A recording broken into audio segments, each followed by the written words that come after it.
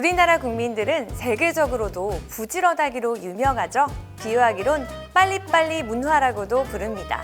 어디 가나 한국인 특유의 빨리빨리는 유명하죠. 그런데 그거 아세요? 해방 후 청산하지 못한, 청산하려다가 다시 되돌린 일제강점기의 잔재로 우리는 더욱더 부지런해졌다는 사실이요. 여기 세계 지도가 있습니다. 잘 보시면 일본은 우리나라보다 동쪽에 있죠. 이 말은 우리나라보다 일본이 먼저 해가 뜬다는 겁니다. 그런데 우리나라와 일본은 같은 시차에서 살고 있죠. 비행기로 1시간 거리니 당연하다? 아마 같은 시차를 쓰는 이 상황을 이상하게 여기신 분들은 거의 없으실 텐데요. 사실은 이렇습니다. 1908년 대한제국은 근대적인 시간 제도를 도입했습니다. 그 기준은 바로 동경 127.5도, UTC 플러스 8시 30분이었죠. 이때만 해도 우리나라는 일본보다 30분 늦은 시간을 사용하고 있었습니다. 현대인의 표준 출근 시간인 9시를 생각해보면 일본의 9시는 당시 우리나라에선 8시 30분이었다는 얘기죠.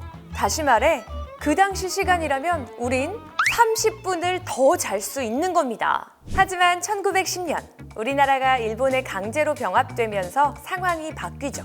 일본은 식민지 통치를 더 효율적으로 하기 위해 1912년 1월 1일 조선의 표준시를 일본과 똑같은 UTC 플러스 9시로 맞춰버렸습니다. 즉, 우리 고유의 시간은 사라지고 일본식 시간이 강제로 도입된 건데요. 혼란이 있을 수 있었겠지만 실제 세계 표준시가 적용된 지 4년이 안 된 상태였고 시계 보급도 적었기에 이런 변화를 국민들은 잘 몰랐겠죠. 그러다 광복 이후 이승만 정부는 우리 시간을 되찾자는 의지를 보였습니다. 그래서 1954년 다시 UTC 플러스 8시 30분, 동경 127.5도를 표준시로 복원했는데요. 이 시기에 잠시나마 한국은 일본보다 30분 늦은 시간을 사용했습니다.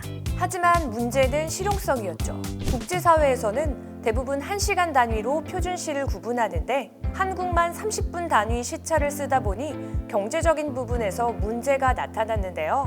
항공, 해운, 무역 등 여러 면에서 불편이 컸습니다. 특히 일본과 경제 교류가 많아질수록 불편이 커졌죠. 결국 되찾았던 우리나라의 표준시는 7년 만인 1961년 박정희 정부가 표준시를 다시 UTC 플러스 9시로 변경합니다.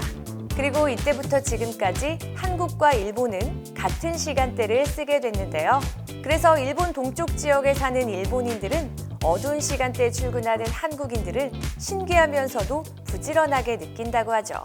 그렇다면 이런 표준시 변경은 우리 사회에 어떤 영향을 줬을까요? 첫 번째로 생활 리듬 변화입니다. 30분이란 시간 차이는 출근, 학교, 방송 편성까지 영향을 줬죠.